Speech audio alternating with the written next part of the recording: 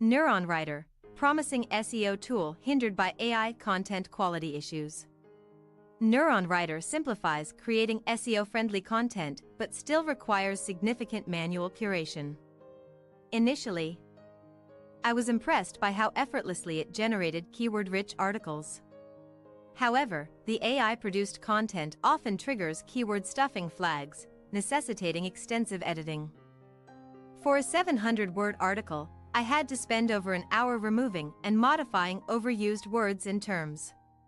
While the keyword and competitor research features are excellent, the AI generation frequently disregards its restrictions and recommendations.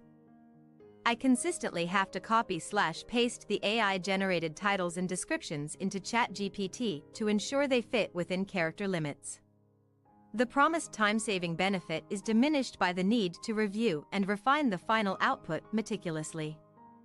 NeuronWriter could be an A+ app if the AI generation adhered to its dashboard's specified limits and avoided keyword overuse. It would be great if the developers could incorporate ChatGPT 4o, Claude, or other similar advanced language models to improve the quality of the content, as I have to throw the final version into Claude for facts and figures, adherence to guidelines, and maximize token utilization for the user. For more detailed information, please see the description below the video.